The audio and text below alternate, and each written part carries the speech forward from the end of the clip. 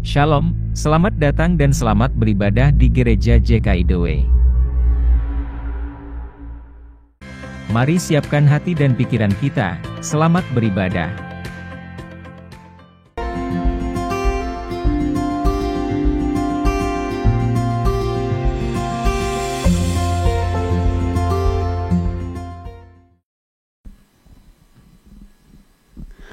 Shalom Bapak Ibu dimanapun Anda berada. Mari siapkan hati kita untuk memuji dan menyembah Tuhan dengan sukacita. Bawa korban syukurmu, ungkapan hatimu kepada Tuhan pagi hari ini. Mari datang kepada Tuhan. Bapak terima kasih Tuhan Yesus. Kami mengucap syukur untuk kasih setia dan anugerah-Mu. Rahmat penyertaan-Mu ya Tuhan Yesus. Saat ini kami mau datang beribadah kepada Tuhan, membawa korban syukur kami, ucapan syukur kami atas kasih setia, rahmat pertolongan Allah dalam kehidupan kami ya Bapa. Terima kasih ya Tuhan Yesus, biarlah Engkau disenangkan atas pujian penyembahan kami. Kami tabiskan ibadah ini pada Tuhan Yesus yang mengajar kami berdoa. Bapa kami yang di sorga, dikuduskanlah namamu, datanglah kerajaanmu, jadilah kehendak-Mu di bumi seperti di sorga. Berikanlah kami pada hari ini makanan kami yang secukupnya, dan ampunilah kami akan kesalahan kami, seperti kami juga mengampuni orang yang bersalah kepada kami. Dan janganlah membawa kami ke dalam pencobaan, tetapi lepaskanlah kami daripada yang jahat. Karena Engkau-lah yang punya kerajaan dan kuasa dan kemuliaan sampai selama-lamanya. Amin. Mari berikan kemuliaan bagi Tuhan kita. Haleluya.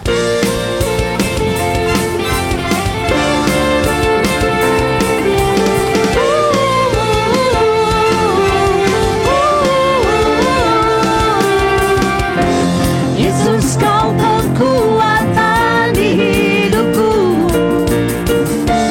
takkan gentar langkahku.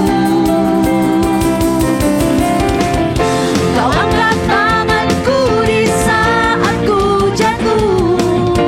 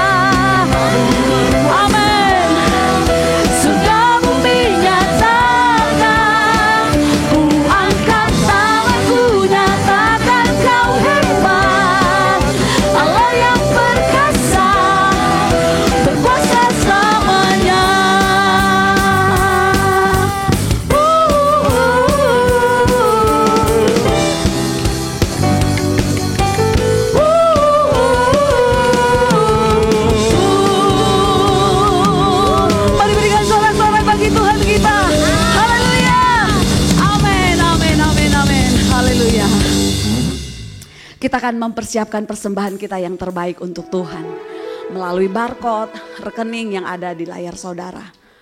Mari kita berdoa. Bapa di surga, terima kasih Tuhan.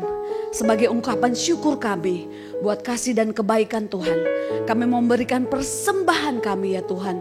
Biarlah persembahan ini menjadi dupa yang harum di hadapan-Mu. Kami memberi dengan sukacita dalam nama Yesus. Haleluya. Amin.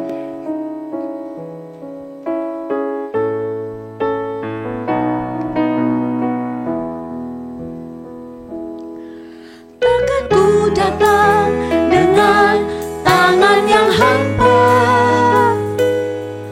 kan ku bawa yang terbaik bagimu.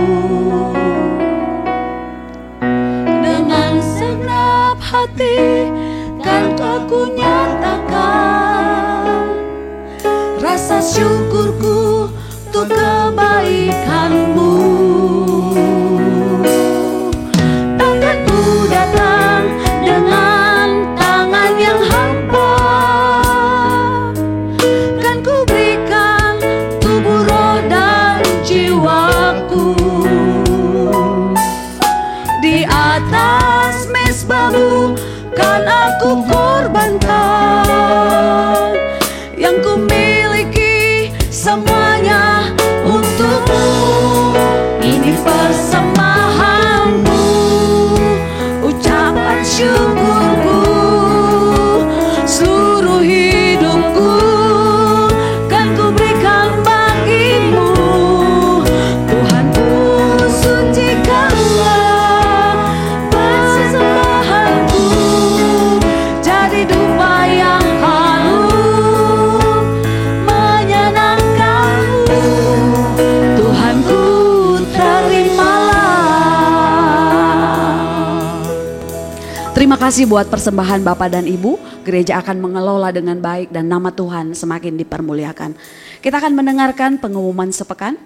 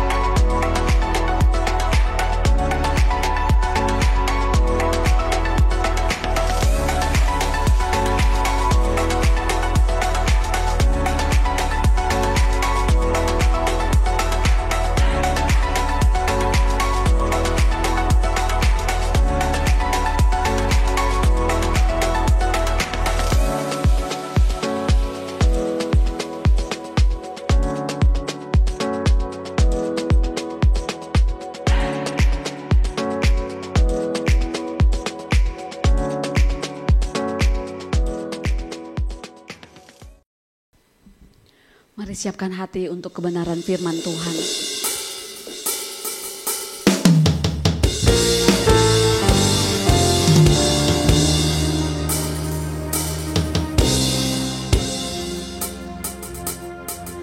Engkau Tuhan yang setia, waktumu selalu yang terbaik. Engkau Tuhan sandaranku, dan ku hanya kan berharap padamu. Satu-satunya yang ku andalkan, satu-satunya yang ku percaya. Engkau sumber kekuatan, sumber pengharapan, sumber kedamaian. Satu-satunya yang ku andalkan.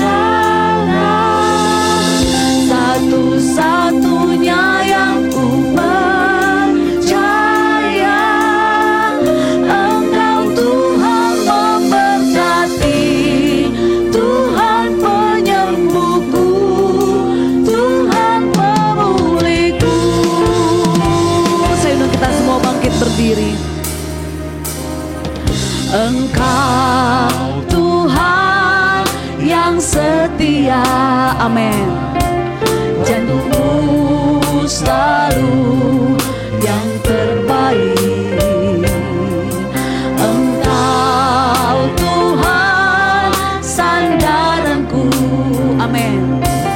Dan ku hanya kan berharap padamu. Satu-satunya yang ku andalkan, satu-satunya yang ku percaya. Engkau sumber kekuatan, sumber pengharapan, sumber kedamaian.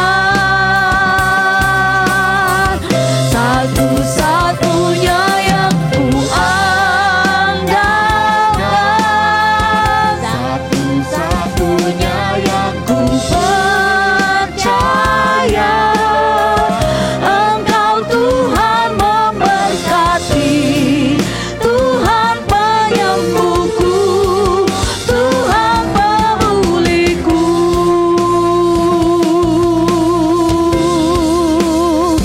Kau satu-satunya Tuhan. Kau pelihara hidup kami Tuhan. Kau berkati kami Tuhan. Berjalan bersamamu Tuhan. Tiada yang sepertimu. Kami rindu, kami mau dekat padamu, bersekutu denganmu Tuhan, bermaskur bagi namamu. Irala baba taka ya rala basiki ya rala baba bataka. Ini di dapat taka ya rala basiki ya rala bala bala bala bo. Ini di dapat batasi la bala bataka ya rala bati di la la la la la la baba. Di nama nama basiki bala la la baba baba la la la la la la la basiki la la la bala. Di la la la la baba la ya la la la la basiki di nama. Haleluya, haleluya, haleluya, Tuhan.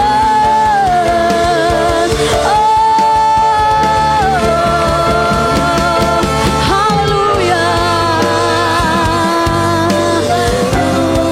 Terima kasih Tuhan.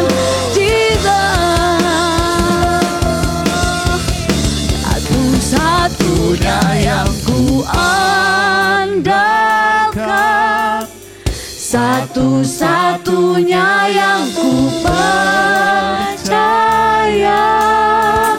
Engkau sumber kekuatan, sumber pengharapan, sumber kedamaian. Satu-satunya yang ku andalkan,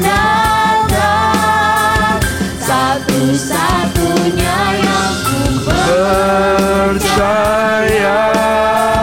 Engkau Tuhan memberkati, Tuhan penyembuhku, Tuhan pemulihku. Engkau Tuhan memberkati, Tuhan penyembuh, Tuhan pemulihku. selama-lamanya Tuhan. Engkau Tuhan memberkati, Tuhan penyembuhku, Tuhan pemulihku. Haleluya, terpujilah nama Tuhan. Di hari ini kami mengucap syukur buat segala kebaikan Tuhan atas kami. Dan kami boleh kembali ada di rumah-Mu untuk beribadah. Dalam ibadah ini kami berharap sungguh pujian penyembahan yang sudah kami berikan, persembahan bahkan yang kami sudah berikan itu seperti dupa yang harum dan menyenangkan hati-Mu. Maka sekarang lawat kami Bapa yang baik, lawat kami Tuhan kami Yesus, lawat kami Roh Kudus, agar setiap kami tidak sama ketika sebelum ibadah, kami setelah ibadah semakin punya pemahaman yang benar tentang diri-Mu. Dan kami siap diberkati. Yang siap diberkati katakan dengan iman, amin, haleluya. Shalom semuanya, senang bersama dengan saudara. Di dalam kesempatan ibadah Sabat Shalom pada hari ini, saya akan memberikan sebuah tema yang mahal dan langka. Ya. Saya dalam pelayanan sudah cukup panjang, lewati perjalanan asam garam. Dalam durasi panjang itu saya cukup mengamati apa yang terjadi di dalam dunia pelayanan. Hari-hari ini saya mendapati banyak komunitas-komunitas yang juga lagi goyang. Saya bahkan mendapatkan informasi ada orang yang saya kenal sedang diskorsing karena satu dan lain hal. Dan saya juga lihat banyak komunitas-komunitas Kristen yang bermasalah dalam pelayanan yang mereka kerjakan. Kenapa? Karena mereka tidak mendapatkan yang mahal dan langka ini. Yang mahal dan langka ini bagi saya adalah sebuah kunci. Kalau Bapak, Ibu, dan saya mau benar-benar melewati pelayanan dengan indah sampai akhirnya tak tergoncangkan. Dan jujur saja ini sesuatu yang tidak mudah untuk kita dapatkan.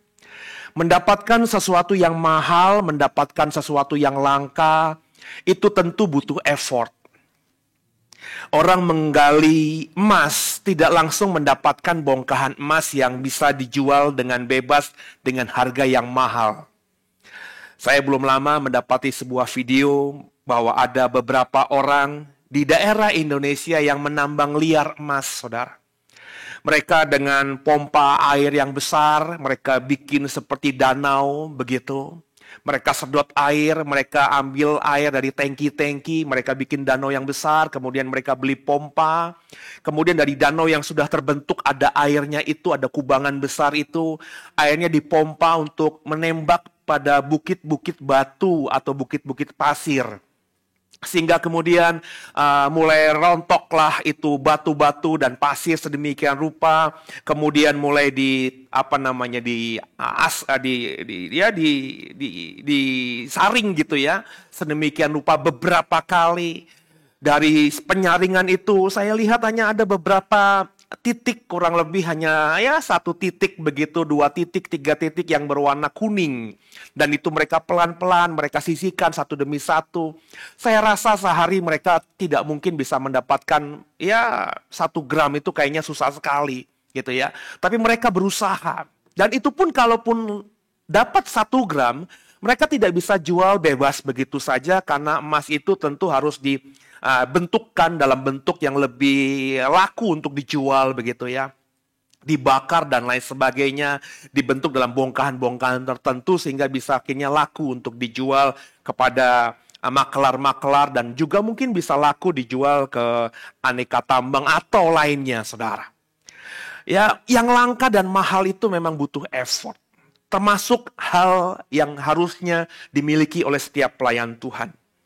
Ada satu cerita soal yang mahal dan langka yang saya mau bagikan di ibadah ini, yang saya dapatkan dari figur manusia hebat yang namanya Elisa.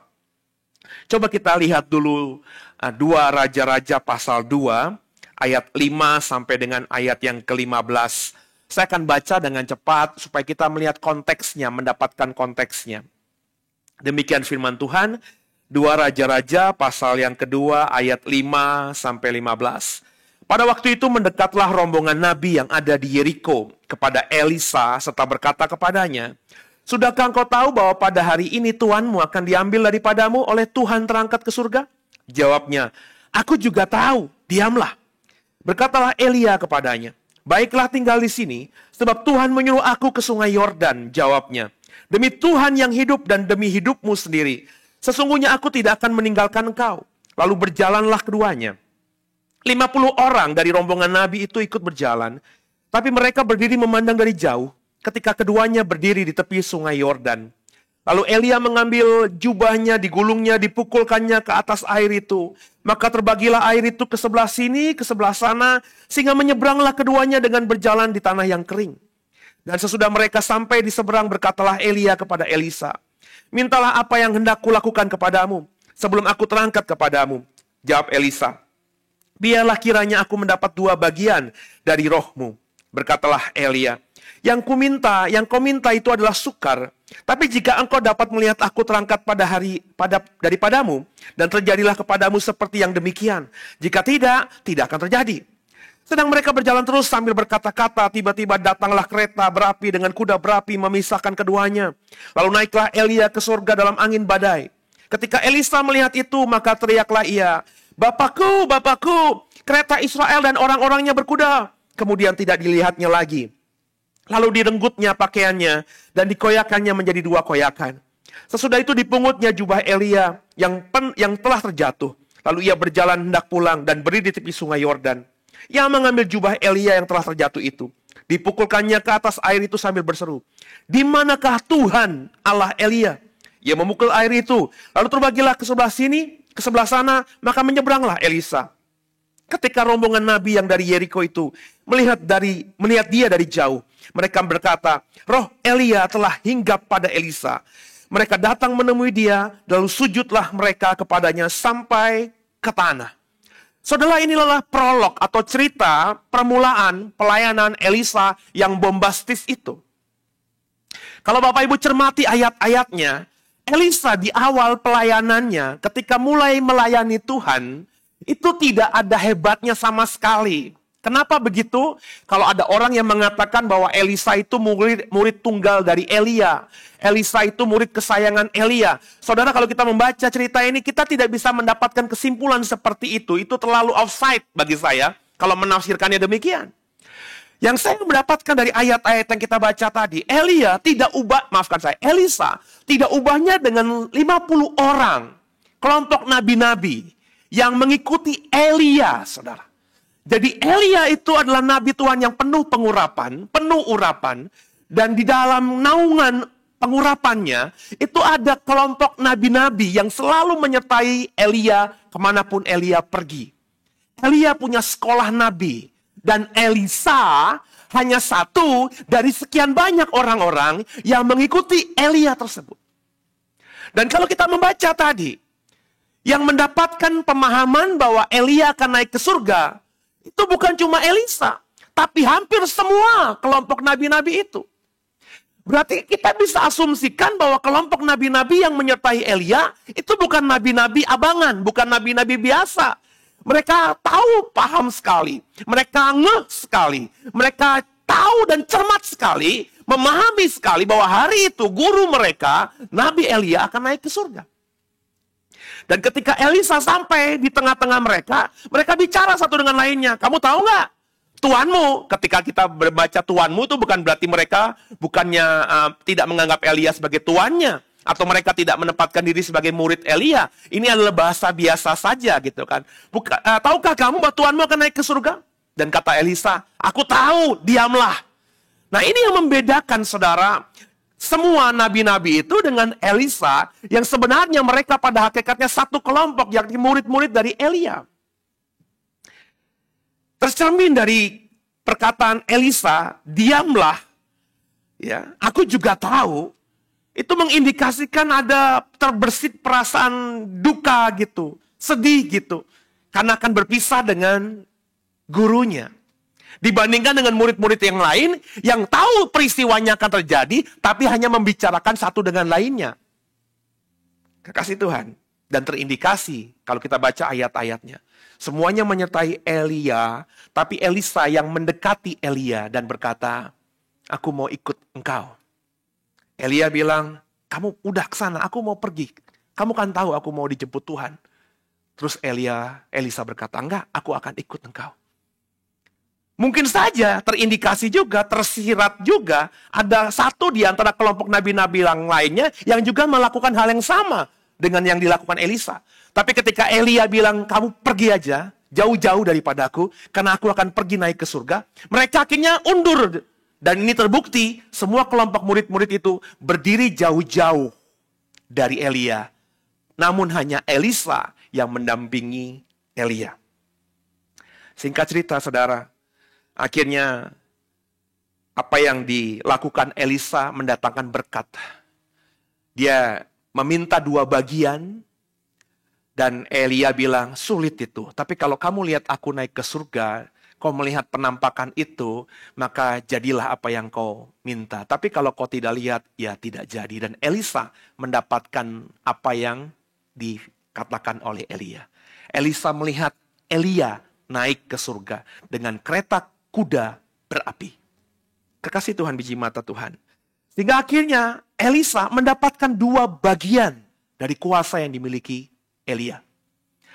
Terbukti ketika jubah Elia jatuh, kemudian dipakai oleh Elisa untuk memukul sungai Yordan. Apa yang terjadi sebelum Elia naik, bahwa Elia memukulkan jubahnya dan sungai Yordan tersibak ke kiri dan ke kanan. Itu juga terjadi. Tidak lama kemudian, dengan jubah yang sama, dilakukan dengan iman oleh orang yang berbeda. Yang pertama yang melakukan adalah Elia, si pemilik jubah. Yang berikutnya dilakukan Elisa, yang mendapatkan jubah itu. Kuasa Elia turun atas Elisa. Dan kalau kau sudah membaca biografinya Elisa, sepanjang pelayanannya Elisa, apa yang dikerjakan Elia, bahkan membangkitkan orang, itu juga dilakukan oleh Elisa. 11-12. Dan bahkan ketika akhirnya Elisa sampai ke kelompok nabi-nabi yang melihat dari jauh kenaikan dari Elia itu. Nabi-nabi itu dikatakan di ayat 15, sujud kepadanya sampai ke tanah. Tadinya itu teman, Elisa itu teman mereka, rekan sejawat, sama-sama murid, sama-sama pengikut Elia. Tapi ketika mereka melihat dengan kacamata mereka bahwa Elisa memiliki kuasanya Elia, dengan cara apa tadi? Menyibakkan sungai Yordan ke sini dan ke sana, maka semuanya akhirnya menjadi orang-orang yang menghormati Elisa. Dan akhirnya mereka pun kalau kita membaca menjadi bagian dari kelompok murid-murid Elisa. Demikianlah awal dari pelayanan Elisa. Murid Elia yang kemudian menjadi pemimpin. Tadinya hanya murid, tapi akhirnya menjadi leaders. Tapi lepas dari 2 hal hebat yang saya barusan paparkan tadi, Elisa menjadi luar biasa karena Elisa memiliki karakter yang mahal dan langka seperti tema saya.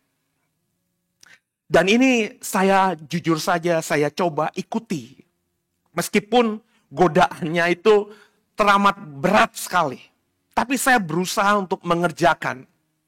Sebab saya tahu bahwa karakter yang dimiliki Elisa yang sedang saya contoh itu bukan dari hasil 1-2 tahun, bukan dari hasil penumpangan tangan, bukan dari hasil sekedar berdoa, bukan dari hasil sekedar berpuasa, tapi adalah berusaha memperbaiki diri terus-menerus secara simultan, persisten, bukan cuma konsisten, tapi juga persis senantiasa melakukan karena punya goal ingin memiliki karakter yang luar biasa. Nah, salah satu dari sekian banyak karakter Elisa dan salah satu yang dimiliki Elisa yang tidak dimiliki oleh banyak orang yang disebut pelayan Tuhan adalah ini. 2 Raja-Raja pasal yang ke-5 ayat 1 sampai dengan ayat yang ke-14. Saya akan baca dengan cepat. Demikian firman Tuhan.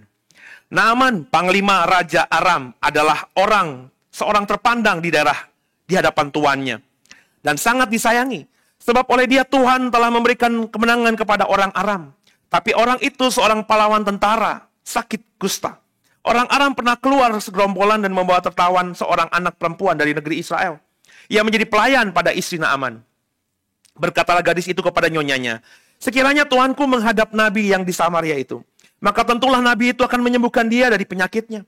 Lalu pergilah Naaman memberitahukan kepada tuannya, katanya, kepada Raja Aram maksudnya, beginilah dikatakan oleh gadis yang dari negeri Israel itu. Maka jawab Raja Aram, baik, pergilah, aku akan mengirim surat kepada Raja Israel. Lalu pergilah Naaman dan membawa sebagai persembahan 10 talenta perak dan 6.000 sikal emas dan 10 potong pakaian. Ia menyampaikan surat itu kepada Raja Israel yang berbunyi, sesampainya surat ini kepadamu, maklumkanlah kiranya bahwa aku menyuruh kepadamu Naaman pegawaiku, supaya engkau menyembuhkan dia dari penyakit kustanya. Segera sesudah Raja Israel membaca surat itu, membaca surat itu. Dikoyakannya lah pakaiannya serta berkata, Allahkah aku ini yang dapat mematikan dan menghidupkan?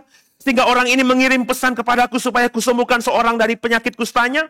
Tapi sesungguhnya, perhatikanlah dan lihatlah, ia mencari gara-gara terhadap aku. Segera sesudah didengar Elisa, abdi Allah itu, bahwa Raja Israel mengoyakkan pakaiannya, dikirimkannya lah pesan kepada Raja, bunyinya, mengapa engkau mengoyakkan pakaianmu? Biarlah ia datang kepadaku supaya ia tahu bahwa ada seorang nabi di Israel. Kemudian datanglah Naaman dengan kudanya dan keretanya, lalu berhenti di depan pintu rumah Elisa. Elisa menyuruh seorang suruhan kepadanya mengatakan, pergilah mandi 7 kali dalam sungai Yordan, maka tubuhmu akan pulih kembali sehingga engkau menjadi tahir. Tapi pergilah Naaman dengan gusar sambil berkata, aku sangka bahwa setidak-tidaknya ia datang keluar dan berdiri memanggil nama Tuhan Allahnya, lalu menggerak-gerakkan tangannya ke atas ke tempat penyakit itu, dan dengan demikian menyembuhkan penyakit kustaku. Bukankah Abana dan Parpar, sungai-sungai Damsyik, lebih baik daripada segala sungai di Israel? Bukankah aku dapat mandi di sana dan menjadi tahir? Kemudian berpalinglah ia dan pergi dengan panas hati. Tapi pegawai-pegawainya datang mendekat serta berkata kepadanya, Bapak, seandainya Nabi itu menyuruh perkara yang sukar kepadamu, bukankah Bapak akan melakukannya?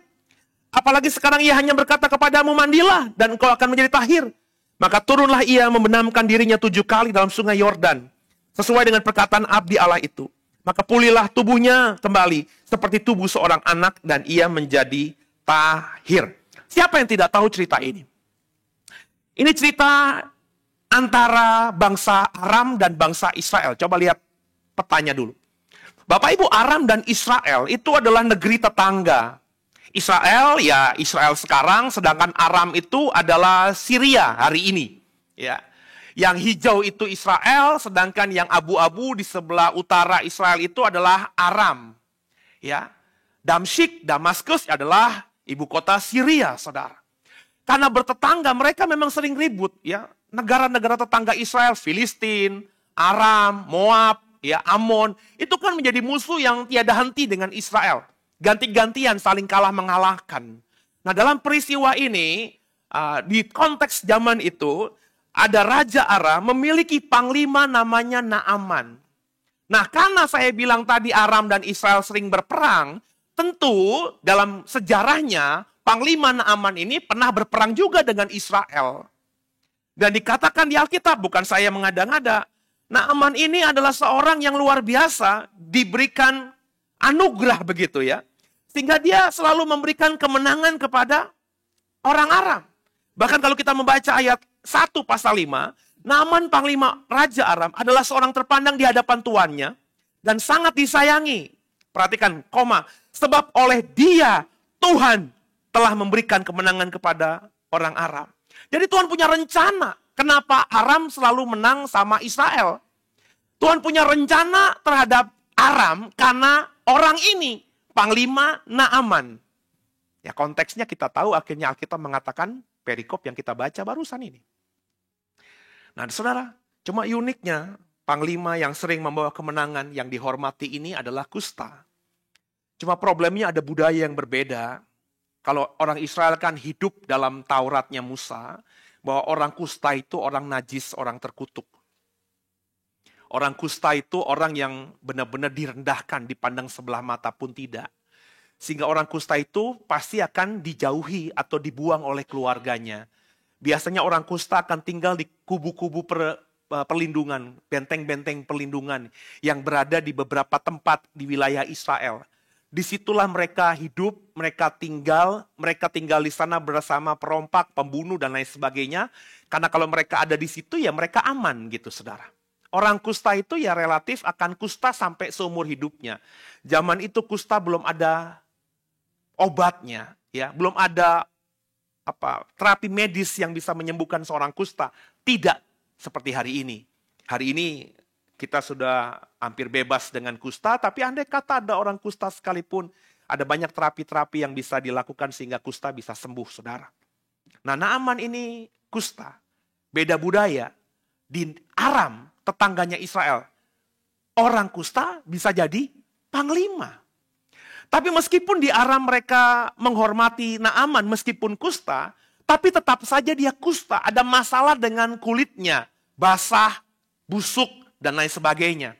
Ya, Jadi saya bisa ngebayangin Naaman mungkin beberapa bagian tubuhnya kayak dimumi gitu, dililit kain dan lain sebagainya, supaya kustanya, basahnya, darahnya, lukanya itu tidak terlihat dengan orang. Jadi orang melihat Naaman ngeri karena dia adalah panglima yang selalu pulang dengan kemenangan, sekaligus juga punya penyakit.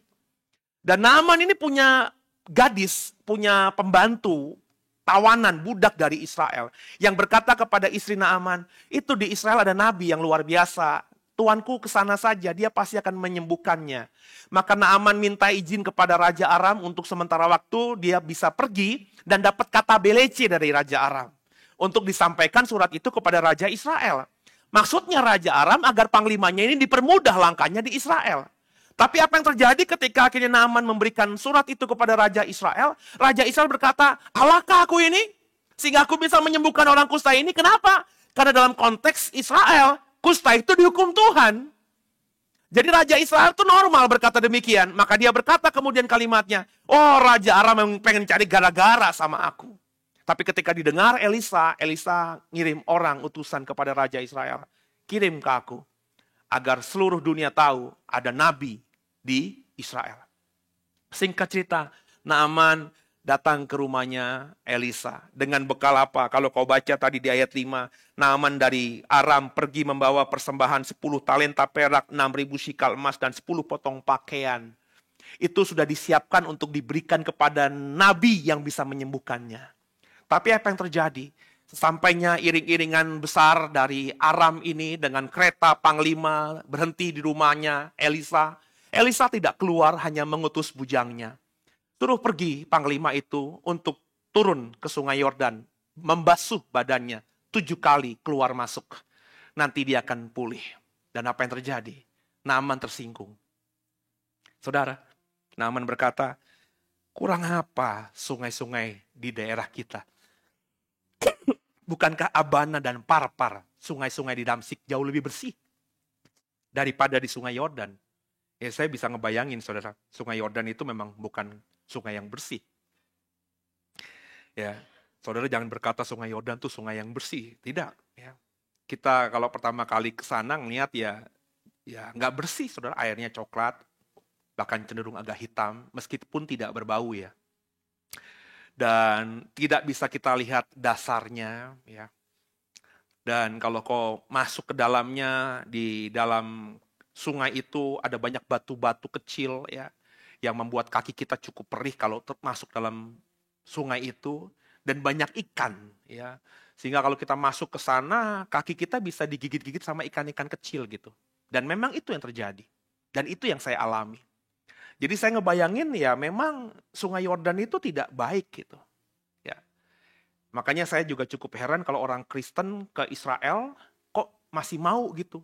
Ya, dirededikasi di kolam pembaptisan di sungai Yordan. Menarik aja gitu ya. Kalau saya mah jujur aja daripada di sana mendingan di kolam renang di Jakarta dan sekitarnya di tempatmu jauh lebih bersih gitu ya daripada di sungai Yordan. Mungkin orang mau dibaptis di sungai Yordan atau rededikasi karena mungkin mengenang Yesus aja gitu, pengen ngerasain apa yang Yesus alami ya. Tapi kalau itu sungai Yordan tidak identik dengan tempat pembaptisan Yesus, saya yakin saudara nggak akan pernah mau gitu ya. Seperti saya ajak saudara, ayo dibaptis di sungai Ciliwung, mau nggak? Pasti nggak mau juga gitu. Ngapain, kurang kerjaan gitu ya. Ya kurang lebih begitu saudara. Ya. Tapi ini pentingnya seorang pemimpin memiliki staff, dan staff ini berani ngomong sama pemimpinnya. Ini yang saya lihat kegagalan banyak pemimpin itu ketika orang-orang di bawahnya tidak berani memberikan kritik yang baik kepada pemimpinnya. Naaman tuh kan udah marah sama Elisa terus pulang gitu. Tapi di tengah perjalanan pegawai-pegawainya bilang, Tuanku, itu kalau Nabi tadi ngasih perintah yang aneh-aneh, Tuanku suruh berpuasa 30 hari, Tuanku suruh manjat pohon pinang, Tuanku pasti ngerjain kan. Ini cuma disuruh nyelam ke sungai Yordan aja, kenapa gak mau sih? Dan menariknya saudara, kalau kita membaca tadi, habis pegawai-pegawainya memberi nasihat kepada Naaman, Naaman mau mendengar. Ini saya coba cermati, ini agak unik saudara. Dalam konteks timur ini sesuatu yang langka. Mana ada pemimpin timur yang mendengarkan masukan dengan mudahnya dari bawahannya coba. Ini budaya timur loh saudara. Saya bisa memahami akhirnya kenapa Naaman mau mendengarkan pegawai-pegawainya. Mungkin Naaman menyadari dia punya kelemahan. Makanya saya sangat percaya orang kalau memahami bahwa dirinya itu tidak sempurna, ya, orang itu memahami bahwa dirinya hari ini itu bukan karena dia hebat. Orang seperti ini akan jadi pemimpin yang luar biasa. Kenapa? Dengan merasa bahwa ada kelemahan dalam dirinya, dia akan mau mendengarkan banyak orang yang memberikan nasihat yang baik kepadanya. Dan Naaman akhirnya nyemplung dan Alkitab katakan dia sembuh, dia pulih. Ya. Cerita tidak berhenti di situ. Ketika akhirnya Naaman sudah pulih, apa yang dikerjakan Naaman? Naaman segera pulang? Tidak.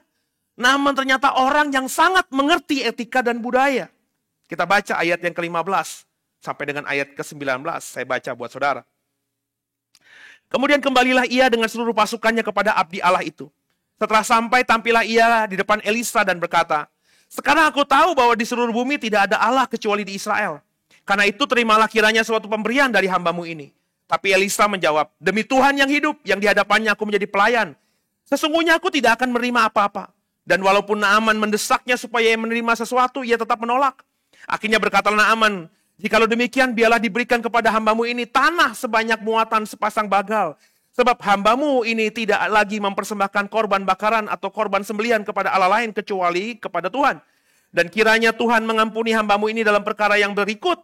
Apabila Tuanku masuk, apabila Raja Aram masuk ke kuil Rimon dan sujud menyembah di sana. Dan aku menjadi pengapitnya sehingga aku harus ikut sujud menyembahnya dalam kuil Rimon itu. Kiranya Tuhan mengampuni hambamu ini dalam hal itu. Maka berkatalah Elisa kepadanya, pergilah dengan selamat. Saudara, ini sesuatu yang lumrah. Ketika orang mendapatkan sesuatu dari seseorang, ketika orang berharap sesuatu kepada seseorang, dan akhirnya harapannya terpenuhi, maka orang tersebut akan memberikan apresiasi. Kalau kita ngomongin dalam konteks hari ini, taruhlah Elisa adalah pendeta, Naaman adalah jemaat yang sakit. Ketika ada pendeta mendoakan jemaat yang sakit, dan jemaat yang sakit ini sembuh, jemaat yang sakit ini datang kepada pendetanya untuk memberikan persembahan kasih, memberikan ucapan syukur kepada Tuhan, kepada hamba Tuhan ini, maka itu sesuatu yang lazim, sesuatu yang lumrah. Dan itu yang dikerjakan oleh Naaman. Naaman ketika sembuh dari kustanya, dia berkata tadi, di ayat yang ke-16, maafkan saya, dia di ayat yang di ayat yang ke-15, sekarang aku tahu bahwa di seluruh bumi tidak ada Allah kecuali di Israel. Karena itu terimalah kiranya suatu pemberian dari hambamu ini. Coba munculkan tadi ayat 15, perhatikan ya. Sekarang aku tahu ketika Naaman sudah sembuh, tentu Naaman sembuh dari kusta ini setelah dia melalang buana, dia panglima, punya uang, punya kuasa. Tentu dia sudah mencari pengobatan di mana-mana dan tidak ada tabib, tidak ada dukun, tidak ada orang yang jago sihir yang bisa menyembuhkan sakit kustanya. Sehingga ketika akhirnya dia ketemu Elisa dan Elisa memerintahkan dia untuk nyelam 7 kali di sungai Yordan dan dia sembuh dari kustanya, tidak heran dia berkata, sekarang aku tahu bahwa di seluruh bumi tidak ada Allah kecuali di Israel. Apakah ini pengakuan iman? Bukan kalau bagi saya. Ini hanya sesuatu perkataan. Aku sudah kemana-mana, aku sudah menyembah dewa-dewa lain, ilah-ilah lain kepada Baal-Baal lain. Tapi mereka tidak memberikan kesembuhan. Tapi di sini aku sembuh. Maka Allah ada di Israel. Tuhan ada di Israel. Kurang lebih begitu. Tapi belum sampai pada Naaman percaya kepada Tuhan. Dan ketika Naaman memberikan persembahan yang dia bawa dari Aram itu, Elisa menolak dengan keras. Dan ketika Elisa menolak dengan keras, baru ayat 17, Naaman memiliki iman kepada Tuhan. Dengan kalimat begini, jikalau demikian, biarlah diberikan kepada hambamu ini tanah sebanyak muatan sepasang bagal. Kurang lebih satu pedati begitu ya. Sebab hambamu ini tidak akan lagi mempersembahkan korban bakaran atau korban sembelihan kepada Allah lain. Kecuali kepada Tuhan. Perhatikan baik-baik. Dan kiranya Tuhan mengampuni hambamu ini dalam perkara yang berikut. Apabila Tuanku masuk ke kuil Rimon untuk sujud menyembah di sana. Dan aku sebagai pengapitnya harus juga sujud. Karena sebagai panglima harus ngikutin rajanya. Kiranya Tuhan mengampuni hambamu ini. Naaman ketika melihat bahwa hamba Tuhan yang namanya Elisa menolak persembahannya. Dia langsung mengakui bahwa Tuhan ini sembah Elisa. Dan Elisa sendiri tidak seperti yang dia temui di banyak tempat. Makanya dia minta tanah dari Israel. Yang dia bawa ke Aram. Untuk apa saudara? Untuk tempat dia berdiri dan membangun mesbah kepada Tuhan. kepada Elohim, kepada Yahweh. Makanya dia berkata, aku tidak akan pernah lagi memberikan persembahan apapun kepada Allah lain kecuali Tuhan. Tapi mohon Nabi, kalau aku harus sebagai panglima masuk ke kuil Dewa Rimon, dewanya tuanku, Raja Aram, dan aku harus sujud, kiranya Tuhan mengampuni aku. Hatiku tidak di sana. Hatiku percaya kepada Tuhan. Kekasih Tuhan, Naaman saya percaya menjadi seorang yang percaya kepada Elohim. Dan ini terjadi karena apa? Karena Elisa. Karakter apa Pak yang mahal dan langka yang kita belajar dari Elisa? Coba kita baca ayat berikutnya. Ayat 19 tadi, sampai ayat yang ke-27, saya baca dengan cepat. Maka berkatalah Elisa kepadanya, pergilah dengan selamat. Setelah Naaman berjalan tidak beberapa jauh daripadanya, berpikirlah Gehazi, bujang Elisa, abdi Allah. Sesungguhnya Tuanku terlalu menyegani Naaman, orang Aram itu, dengan tidak menerima persembahan yang dibawanya. Demi Tuhan yang hidup, sesungguhnya aku akan berlari mengejar dia dan akan menerima sesuatu daripadanya. Lalu Gehazi mengejar Naaman dari belakang. Ketika Naaman melihat ada orang berlari-lari mengejarnya, turunlah ia dengan segera dari atas kereta untuk mendapatkan dia dan berkata, selamat.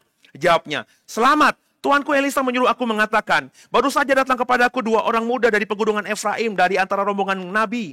Baiklah berikan kepada mereka setalenta perak dan 2 potong pakaian. Naaman berkata, silakan ambil 2 talenta. Naaman mendesak dia dan membungkus 2 talenta perak dalam 2 pundi-pundi dan 2 potong pakaian. Lalu memberikannya kepada 2 bujangnya. Mereka ini mengangkut semua di depan Gehazi. Setelah sampai ke bukit, disambutnya lah dari tangan mereka, disimpannya di rumah dan disuruhnya kedua orang itu pergi. Maka pergilah mereka. Baru saja Gehazi masuk tampil ke depan tuannya, berkatalah Elisa kepadanya, dari mana Gehazi? Jawabnya, hambamu ini tidak pergi kemana-mana. Tapi kata Elisa kepadanya, bukankah hatiku ikut pergi ketika orang itu turun dari atas keretanya mendapatkan kau? Maka sekarang kau telah menerima perak, dan dengan itu engkau memperoleh kebun-kebun, kebun zaitun, kebun anggur, kambing domba, lembu sapi, budak laki-laki dan budak perempuan. Tapi penyakit kusta Naaman akan melekat kepadamu dan kepada anak cucumu untuk selama-lamanya. Maka keluarlah Gehazi dari depannya dengan kena kusta putih seperti salju. Saudara, inilah karakter yang mahal itu. Perhatikan kalimat di ayat yang ke-20. Ya, coba munculkan ayat 20. Ini menarik, saudara. Berpikirlah Gehazi, bujang Elisa abdi Allah. Sesungguhnya Tuanku terlalu menyegani Naaman orang Aram ini dengan tidak menerima persembahan yang dibawanya. Apa pengertian ayat ini kalau kau baca? Gehazi kan bujangnya Elisa. Dengan kalimat begini, aduh, tuanku ini terlalu segan sama Naaman sehingga nggak mau terima persembahannya. Berarti apa? Berarti kalau ada orang datang ke Elisa dan Elisa di pemahamannya Gehazi tidak segan sama orang itu, kalau orang itu kasih persembahan diterima nggak? Hah? Diterima. Jadi saudara, sebenarnya ini sesuatu yang kita dapatkan dari ayat ini. Elisa itu kalau melayani kemana-mana, terus dia mendapatkan persembahan dari orang yang dilayaninya, Gehazi selalu melihat diterima sama Elisa. Sesuatu yang lumrah, sesuatu yang biasa. Tapi ketika Naaman datang, Gehazi berpikir, tuanku ini segan banget karena panglima mungkin, ya. Maka dia tidak terima persembahannya. Makanya Gehazi berpikir, aku kejar aja lah. Aku ambil aja. Mungkin saja Gehazi ini bukan cuma bujang, tapi yang mengelola keuangan Elisa. Ya. Sehingga dia berani gitu berpikir sedemikian rupa. Karena biasanya Nabi kalau melayani, menerima persembahan kasih, ya diterima aja. Gehazi melihat, tapi kenapa kepada orang ini tidak? Akhirnya Gehazi mendapatkan 2 perak, 2 talenta perak, dan berapa saudara? 2 potong pakaian. Kalau potong pakaian, sekarang Pak Prana kasih saya 1 potong pakaian, saya mah senyum-senyum aja gitu ya. Berapa sih harganya gitu ya. Tapi zaman dulu Bapak Ibu harus paham dulu ya, orang zaman dulu tuh punya 1 jubah aja tuh pakaian tuh udah bagusnya luar biasa. Ya.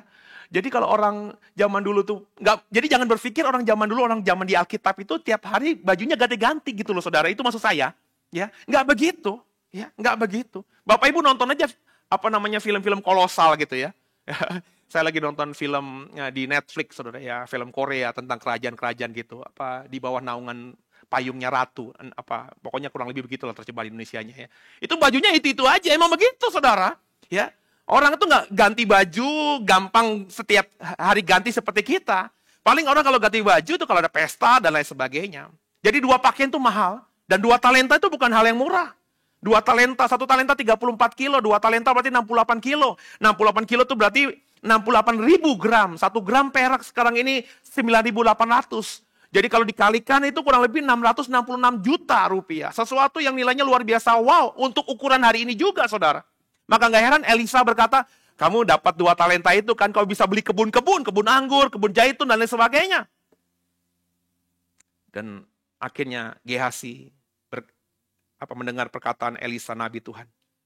Ya, kau terima semuanya, tapi apa yang didapati Naaman kemarin itu akan jatuh padamu. Bukan cuma Gehazi, anak cucumu akan kusta. Dan Gehazi keluar rumah Elisa langsung kusta. Ketika kusta berarti dengan 2 talenta dan 2 potong pakaian ada gunanya nggak? Nggak ada. Dia nggak mungkin bisa beli dengan 2 talenta itu Bapak Ibu. Why? Karena kalau dia pegang 2 talenta, terus dia beli kepada orang Israel. Orang Israel tahu ini datang dari tangan yang najis. Kalau dia pegang juga, dia akan najis, saudara. Jadi Gehazi akan menjadi orang yang punya kekayaan tapi sia-sia. Apalagi anak cucunya juga demikian. Yang saya mau bagikan dalam menit-menit terakhir ibadah ini adalah karakter Elisa. Kenapa Elisa menolak pemberian Naaman, saudara? Apakah seperti Gehazi? Bahasa Gehazi tadi, dia menyegani Naaman? Saya rasa tidak. Dengan urapan kuasa yang dia miliki, masa seorang nabi segan sama panglima? Sama raja Israel saja, dia langsung bilang, kirim itu panglima ke aku. Biar dia tahu bahwa di Israel ada nabi. Dia nggak segan sama raja, apalagi ini panglima musuh lagi. Jadi bukan masalah segan. Di sinilah saya bilang, karakter yang mahal dan langka itu. Elisa paham, kalau dia terima, itu normal. Di mana-mana terima normal. Tapi ini problemnya, Naaman baru kenal Tuhan. Kalau dia terima, Naaman akan berpikir, ya Elisa seperti nabi-nabi lain yang tidak menyembah kepada Tuhan. Yang memang kalau melayani, berharap pada imbalan. Saya berpikir cukup dalam. Elisa juga mungkin berpikir, aku gak mau terima lah. Biar dia tahu bahwa aku, nabinya Tuhan, nabinya Yahweh, nabinya Elohim, tidak seperti nabi-nabi lain. Meskipun dalam pelayanan sehari-hari kepada orang Israel, kalau dia melayani, dia pasti meminta. Pernah cerita nabi datang kepada seorang janda untuk minta dibuatkan kue? Apa itu namanya, saudara? Apakah Nabi meminta-minta? Ya, jelas.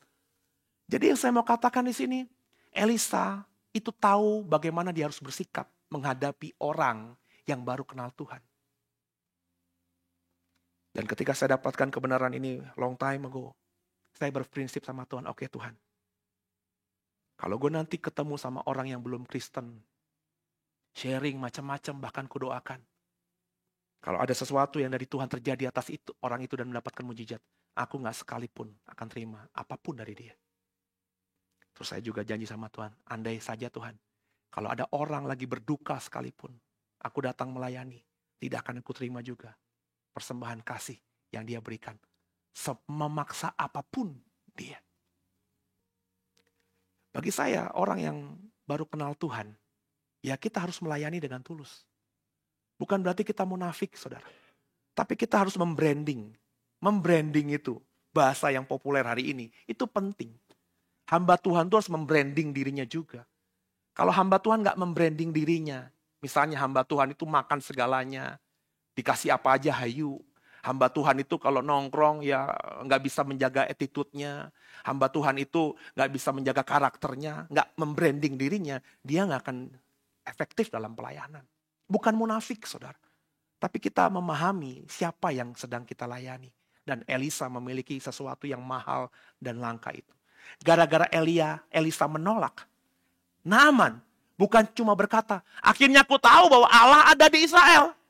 Tapi Naaman berkata, aku tidak akan lagi seumur hidupku memberikan korban sembahan kepada Allah-Allah lain. Kecuali kepada Tuhan. Tuhan besar. Kepada Yahweh yang kau sembah Nabi. Saya percaya kalau Naaman melihat Elisa menerima, tidak akan sampai Naaman berkata demikian. Naaman akan pulang dengan cerita, aku disembuhkan sama Nabi, ada Allah di Israel. Tapi Naaman sendiri tidak bertobat. Maka saya mengajak saudara yang mulai melayani Tuhan dan sedang melayani Tuhan untuk kita punya etika dalam pelayanan. Saya termasuk orang kalau diundang melayani, ada upacara lagi, ulang tahun lah, ucapan syukur, ya itu patut lah, nggak masalah lah. Kalau saudara menerima persembahan kasih, andai kata diberikan. Tapi kalau nggak diberikan, jangan nunggu dan minta. Ya. Tapi bagi saya kita harus benar-benar punya etika gitu. Kalau sedang melayani, misalnya ada orang sakit minta didoakan. Terus masakan kita menerima persembahan kasih dari kita mendoakan orang sakit. Itu etikanya di mana gitu. Kalau saya ya, orang lain boleh ngomong gimana, beda dengan saya. Tapi kalau saya seumur saya melayani hampir 20 tahun ini, saya tidak pernah doain orang sakit terus terima persembahan gitu. Meskipun diberikan memaksa, enggak. Saya selalu berkata gini, kalau nanti lu sembuh, Tuhan memberikan mujizat, terus mau mengucap syukur, ibadah, ucapan syukur di rumah, lu undang gue, nanti kalau lu kasih, gue terima. Tapi kalau hari ini pelayanan. Sebab bukan kita yang menyembuhkan orang ini. Sama kalau kedukaan, melayani kedukaan di rumah duka, bahkan penguburan. Saya hampir-hampir nggak pernah. Kecuali ada beberapa saya melayani gitu ya. Terus persembahan amplopnya itu diberikan gitu kepada orang lain untuk disampaikan ke saya. Jadi saya menerimanya itu setelah sudah keluar dari lingkungan kedukaan itu. Ya saya gimana kalau menolaknya gitu kan. Kalau menolaknya, nah orang itu memberikan ke saya, kepada teman saya, terus teman saya memberikan kepada saya tolak kan, ini kurang tepat gitu ya. Menjadi batu sandungan juga nantinya. Tapi kalau orang itu langsung ke saya, hampir saya nggak pernah. Seingat saya hampir nggak pernah. Saya berani ya, di atas ya, tidak di atas tidak. Itu etika. Ya. Tapi berapa banyak sekarang ini hamba Tuhan yang seperti itu. Konseling aja, terima amplop. Konseling gitu, orang lagi punya masalah terima amplop itu gimana caranya coba? Kalau kau mau mengkonseling orang, berarti kau sedang sadar orang ini punya masalah. Layani. Kalau orang ini dapat pemulihan dari Tuhan, dan orang ini akhirnya bersyukur karena sudah dipulihkan Tuhan. Terus mengapresiasi, mengundang kita makan, memberikan apapun, ya itu lain soal. Tapi ketika konseling, orang ini sedang dalam masalah. Yang mahal dan langka yang Elisa praktekkan itulah yang membuat saya akhirnya berkata, ini yang membuat Elisa beda. Ini kenapa Tuhan memberikan urapannya Elia jatuh kepada Elisa, bukan kepada 50 orang nabi-nabi lain. Padahal Elisa itu sama mereka, nggak ada bedanya. Jadi karakter ini harus kita ciptakan. Ini bukan hasil penumpangan tangan, ini bukan hasil doa. Ini hasil kita memahami kebenaran dan kita berusaha menghidupinya. Dan jujur saja, memang susah, tantangannya ada saja. Tapi kalau kau punya sesuatu yang mahal dan langka ini, kau akan terus jadi orang yang spesial. Bukan cuma di mata manusia, tapi di mata Tuhan. Dan kalau kau sudah jadi spesial di mata Tuhan, Tuhan akan selalu menyertai kita. Haleluya. Tundukkan kepala kita doa. Makasih Tuhan buat ibadah kali ini. Kami belajar sesuatu yang mahal dan langka. Dan kami bersyukur Tuhan atas semua itu. Mampukan kami Roh Kudus jadi pelaku firman, bukan cuma jadi pendengar firman. Haleluya. Amin. Sebelum kita akhiri ibadah ini, saya mau memberikan beberapa pengumuman. Ada 2 pengumuman. Yang pertama, saudara, saya akan membuat seminar bagaimana agar kita membaca Alkitab menjadi lebih hidup. Ya. Ini sebenarnya adalah bagaimana saya membaca dan menafsirkan Alkitab, begitu ya. Saya tidak membuat kelas secara khusus, tapi saya membuat seminar-seminar, beberapa seminar dalam konteks ini. Sampai nantinya saya juga akan mengajar saudara bagaimana membuat khotbah dan bagaimana berkhotbah itu. Jadi ini seminarnya tanggal 12 November ya. Saudara yang mau mendaftar, mau mengikutinya, bisa scan barcode-nya, kemudian nanti mengisi formulirnya. Biayanya memang ada ya, tapi tidak ada nilainya, tidak ada nominalnya. Suka-suka cita saudara saja ya untuk mendukung pelayanan kami. Nanti saudara akan diberikan link Zoom-nya dan kita akan nanti tanya jawab, sharing pendapat soal apa yang saya bagikan ini. Kemudian kita juga akan buka kelas sekolah Alkitab kelas dasar Kristen kedua ya. Dengan mata kuliah pertama di kelas dasar Kristen 2 ini adalah eklesiologi tentang gereja ya. Apa sih sebenarnya gereja itu? Gereja itu ngomongin apa sih gitu ya? Kenapa gereja itu kok sekarang ini berbeda-beda sih? Kurang lebih kita belajar sehingga kita akhirnya memahami. Kalau kita memahami, akhirnya kita punya sikap diri yang akhirnya menghargai banyak perbedaan gereja-gereja yang berbeda dengan gereja kita gitu ya. Nanti saudara bisa juga scan barcode atau menghubungi nomor telepon yang ada Bu Esther untuk mendaftarkan diri saudara. Nanti semua program ini ada e-sertifikatnya, ada sertifikatnya ya. Jadi saudara bisa ikut. Ini juga biayanya hanya 100.000 rupiah saja untuk sebulan, ya, 4 kali pertemuan. Jadi dengan 4 kali pertemuan diharapkan ada dasar tentang eklesiologi yang Bapak Ibu dapatkan. Nanti ada mata kuliah berikutnya di bulan-bulan berikutnya gitu ya saudara ya. Sama-sama kita belajar bertumbuh bersama kami. Kita tundukkan kepala, kita doa.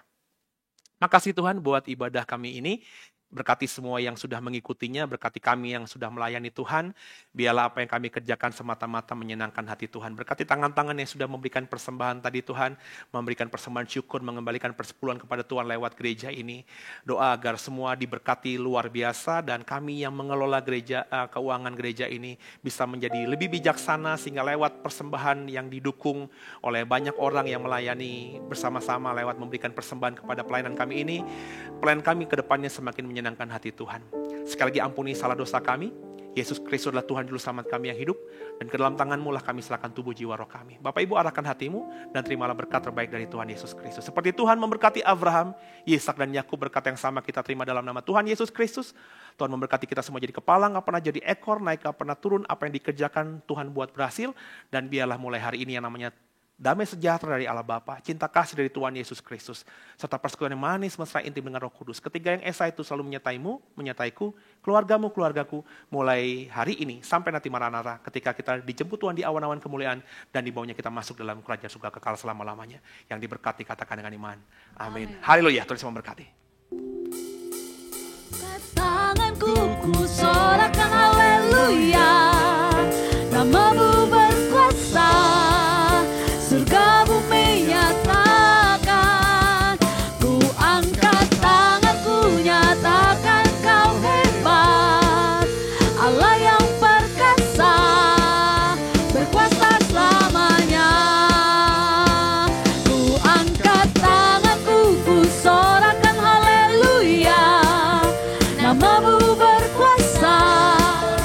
Surga bumi nyatakan, ku angkat tanganku nyatakan kau hebat. Allah yang perkasa, berkuasa selamanya.